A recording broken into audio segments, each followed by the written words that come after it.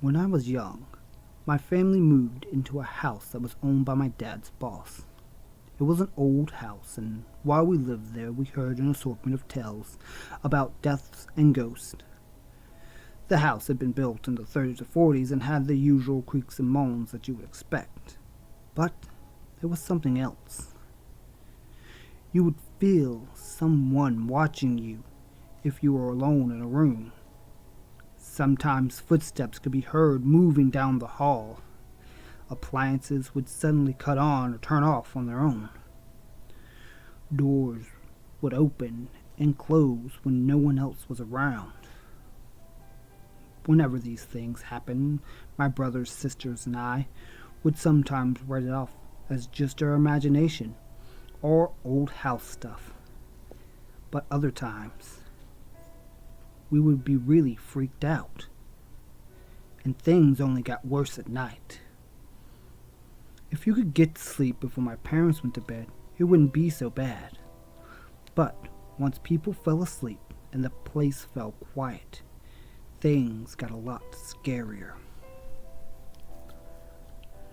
That is why I hated sharing a room with my brother. There was, of course, the normal annoying big brother stuff, and there was a lot of that. But at night, he would snore loudly, which would keep me awake, meaning I would be left exposed to whatever things would be bumping in the night. On one humid night, I was finding it particularly hard to sleep. Between the sticky heat and my brother's trumpeting nasal passages, it was nearly impossible to rest.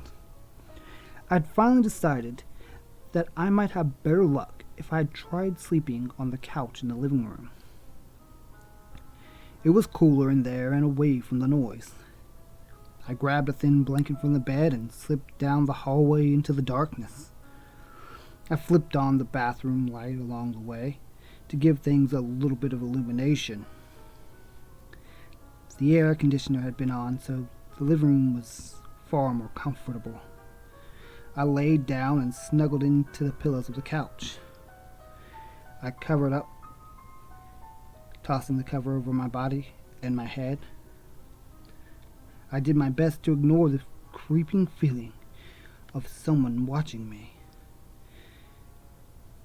And then I closed my eyes, and after a while, I fell asleep. It was only a few hours later when I was awoken by my brother shaking me. "Why are you blasting the TV so loud?" he whispered. I uncovered my head.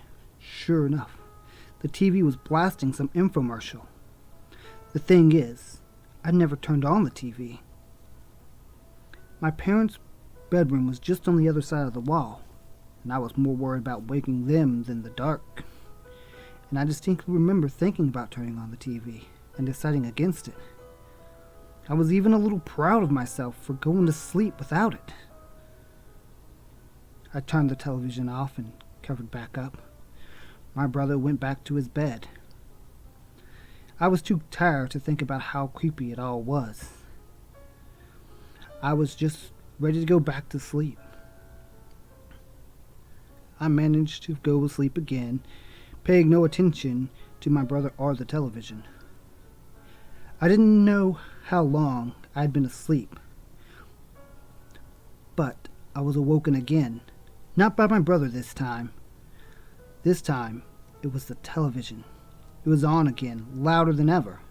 I uncovered my head and looked around the room. In the shifting shadows and the glow of the TV, I couldn't see anything, but I had that feeling. Something was watching me. This was the strongest I had ever felt it. It was uncomfortable, like whatever it was unhappy. I covered my head back up and hoped that if I pretended to be asleep, that whatever it was would go away. It didn't work. The feeling grew stronger. My eyes were closed tightly and my head covered up but a part of me knew whatever it was standing over me, now examining me. I was frozen in fear. I stayed like that for a while, paralyzed, until the noise from the TV finally woke my parents. They came in and pulled the covers back. I was so relieved to see them. The feeling of dread faded away.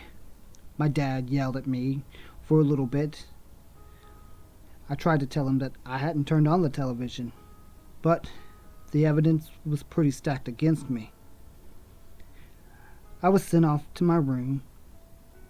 It was almost time for my dad to get up for work, and the sounds of him and my mom moving around kept my mind off things too much, and I was able to fall back asleep. We moved away from that house maybe a year or two later, but for the rest of the time we were there, I never got up again to go sleep on the sofa. I never wanted to invite whatever it was watching me to come back.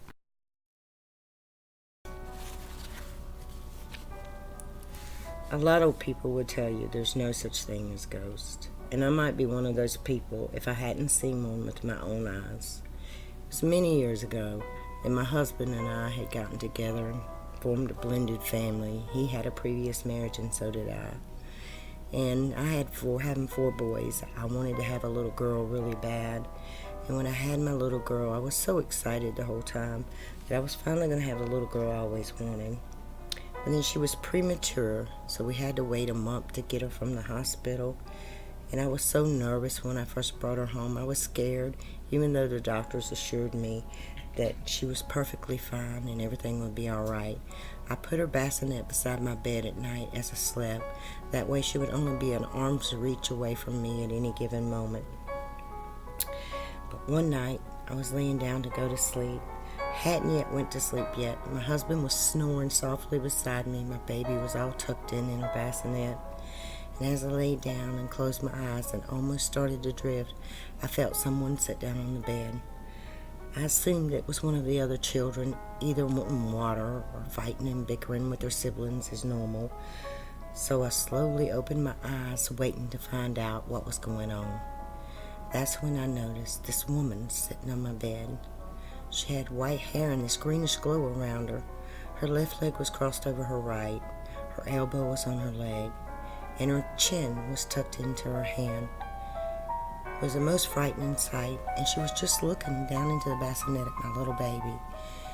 It made me really weary. I had no idea what was going on. It scared me. I closed my eyes, I opened my eyes. I closed my eyes and opened my eyes, but she was still there. She looked up from my baby's bassinet with this creepy smile on her face. I reached my arm up and I slapped my husband hard on his leg. He jumped up in the bed, and as he did, I looked, and the lady was gone. She was not there. I've never seen her again, but we moved out of that house shortly after. And a few years ago, when my husband passed away, I was lying on my bed crying very hard in grief and sadness, when all of a sudden I felt him hug me. I knew then that there was such a thing as ghosts. Even though, knowing that there's such a thing, I try to debunk some stories now and then. But sometimes there is something to be seen. I know what I seen that night. I'll never forget it. A creepy, glowing lady sitting there looking at my baby. Have no idea who she was. Still don't to this day. But she just had too creepy a smile for me.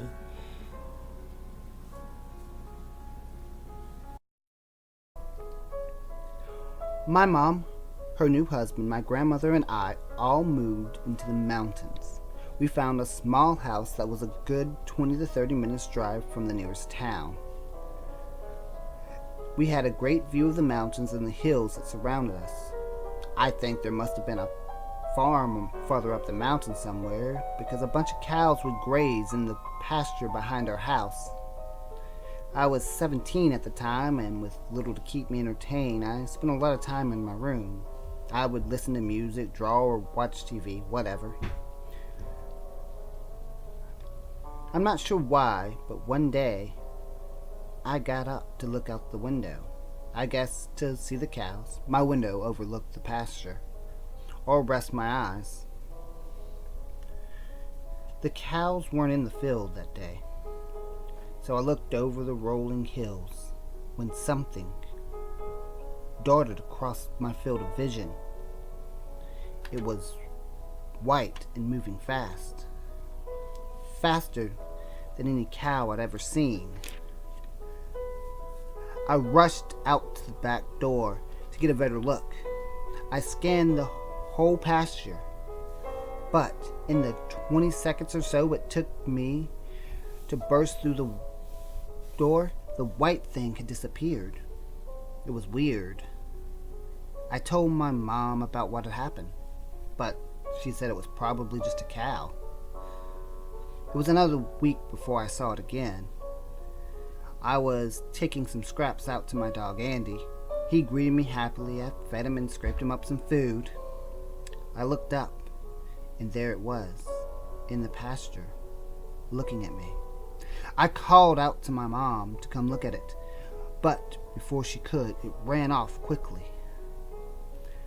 I finally got a good look at it one day when I was standing in the backyard. It appeared off in the distance, strolling in a strange zigzag. This time my mom was there. I told her, and she was amazed when she saw it. It was all white with long legs. It was very skinny. It had a long, narrow head and the strangest way of walking. It stuck its rear up in the air, like its back legs were too long. It moved like a person crawling on their hands and feet.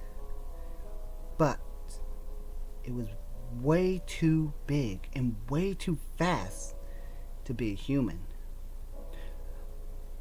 Once my mom saw it, she wanted to get a photo of it, and she ran inside to get her phone.